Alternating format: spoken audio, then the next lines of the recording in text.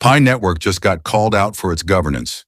The chart is forming a pattern that could break either way, and Bitcoin, Ethereum, and XRP are all bleeding, under Fed pressure at the same time. If you're holding any of these, the next 10 minutes, change how you look at your portfolio tonight. Welcome back to Crypto Educate channel. And if you're already part of this community, smash that like button before we get into it. It genuinely helps this channel grow. Let's start with something that's been all over my timeline this week. According to MAINNET, the plan is simple. Hold Pi until it hits $1,000, no timeline, no pressure, just steady buying along the way. The post calls it conviction, not gambling, and takes a light jab at anyone who panic sells on red days. I get why that post is resonating right now. Pi is trading around 13 cents post MAINNET, and when your bag is down, this much from people's expectations, that kind of "I'm not selling" period, energy is exactly what keeps a community together. It's the same spirit you see around Pi today. And honestly, there's real emotional intelligence in betting on something you believe in. For your own future or your family's future. That's not weakness, that's discipline. But here's where I have to be the professional in the room. $1,000 from 13 cents is not a price target, that's a moonshot fantasy. Real, sustainable growth for Pi is not going to come from holding alone. It's going to come from actual utility, real adoption, and businesses using this network the way it was promised. Holding without utility is just delaying the question, not answering it. So my advice to you watching this right now, stack smart, stay hopeful, but keep your eyes open. Don't let conviction turn into denial. Drop a comment and tell me, are you in the camp of measured stacking, buying steadily but staying realistic? Or are you all in on the long shot? I want to see this debate in the comments. Now let's talk about something a lot more uncomfortable for Pi holders. Because conviction means nothing if the foundation underneath it is shaky. According to crypto analyst Amr Nanaware, OKX put out an analysis that raises serious questions about Pi's governance. And pioneers need to hear this. Here's what that analysis points to. There is no public record of governance proposals. There's no visible voting outcomes. There's no clear criteria for how nodes get appointed. On top of that, token holders have no explicit voting rights tied to owning Pi coin itself. The roadmap toward full decentralization keeps getting pushed back without a clear explanation. And only 2 founders are publicly known, which puts Pi's transparency below where most serious blockchain projects sit today. That's not a small thing. The community frustration around this is growing in 3 specific areas. How validators get elected on MAINNET, how treasury funds and tokens are actually being distributed, and what role the core team plays now that MAINNET is live. These are fair questions. If a project markets itself as blockchain native and decentralized, the receipts need to be public. Right now, according to this analysis, they're not. My take as your educator here, not your hype. Man belief in a project and blind trust in its leadership are 2 different things. You can hold Pi and still demand transparency from the people running it. Those aren't contradictory positions, they're responsible ones. So here's my question for you. Do you trust Pi's current governance model as it stands today? Drop a straight yes or no in the comments. I want real numbers on this, not just vibes. Let's move to the charts, because the technical picture on Pi is actually getting interesting. According to trader Thesis Nosa, Pi has been in a sharp multi-month downtrend, falling from around 16 cents down to a June 2026 all-time low near 0.1189 cents. But since that low, something specific has formed a rising wedge, with a triple bottom sitting in the 0.11 to 0.12 cent zone. Here's why that matters in plain terms. Buyers have stepped in and defended that same support area 3 separate times. That's not random. That pattern usually signals accumulation, meaning bigger holders are quietly buying in seller exhaustion, meaning the people who want it out have mostly already sold. Price right now is sitting near 0.13 cents, just above that lower trend line, and the wedge itself is tightening, higher lows, running into a resistance line that keeps capping the top side. The key levels to watch support sits between 0.118 and 0.122 cents. That's the triple bottom in the base of the wedge. Resistance is up at the top of the wedge, around 0.35 to 0.14 cents, and above that, 0.15 cents becomes the next real test. If Pi breaks above that wedge resistance with strong volume behind it, the measured move points towards 0 to 0.18 cents as an initial target. But if that support fails and breaks down, we're looking at a retest of 0.11 cents and potentially new lows below that. Watch the volume when this breaks and watch the RSI for divergence. because that's usually your earliest warning sign either way.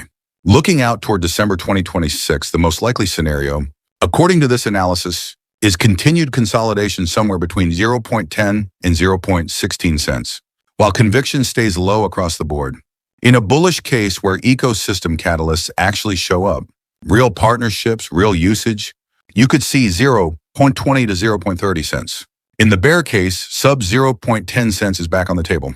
The bottom line is Pi's long-term value depends entirely on real utility and adoption. Without that, the upside is naturally capped because the supply is so large. This remains high risk, full stop. Now let's zoom out because Pi isn't moving in a vacuum.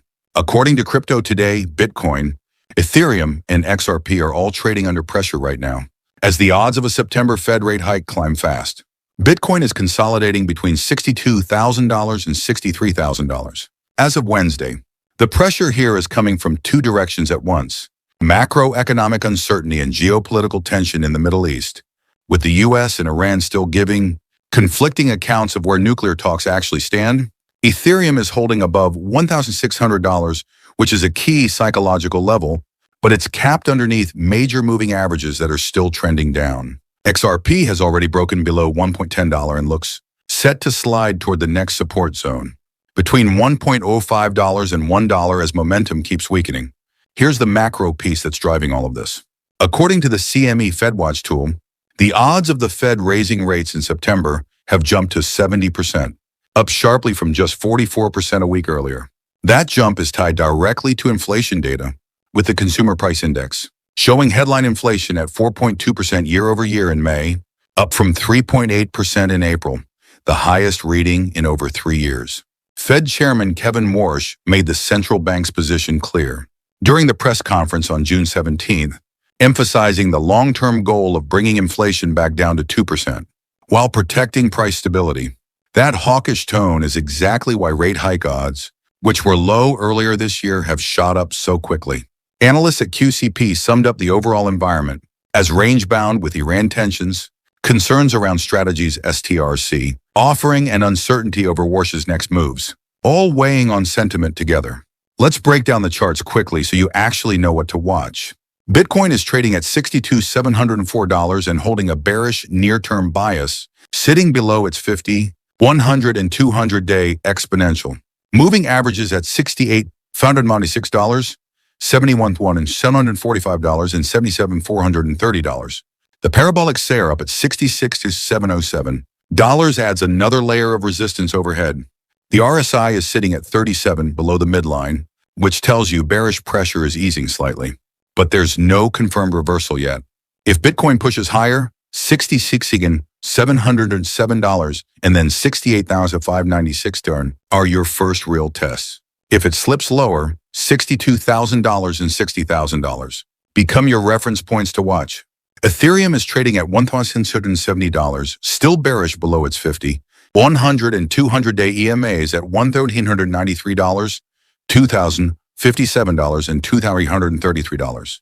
Resistance builds from the parabolic SAR, near $130 to $145 up through the descending trend line around $2,006. On the downside, $1,600 is the key psychological floor, with $1,500 as the next level if sellers push harder. XRP is sitting at $1.09, capped below the Bollinger Band middle line, at $115 and well under its EMAs, at $124, $134, and $155. The RSI near 36 shows only modest improvement from oversold territory. Support comes in at the lower Bollinger Band, near $1.07 and a break below. That opens the door to an extended move down. So here's my honest read across all of this. We are in a market that's reacting to interest rate expectations, more than it's reacting to crypto-specific news right now. That means how you trade Bitcoin, Ethereum, and XRP this month has a lot more to do with what the Fed says next than what any single project announces. Pay attention to the macro calendar just as closely as you watch your charts. Quick reminder before we close out, this video is for education and analysis. Only it is not financial advice. Always do your own research and talk to a licensed financial professional before making any investment decisions. Now I want to hear from you directly. Out of everything we covered today, the Pi governance concerns, the wedge pattern, or the Fed, driven pressure across Bitcoin, Ethereum, and XRP, which one worries you the most right now? Drop it in the comments. I read every single one. And I'll be replying throughout the day. If this video gave you real value, do me a favor and share it with one person who needs to see this.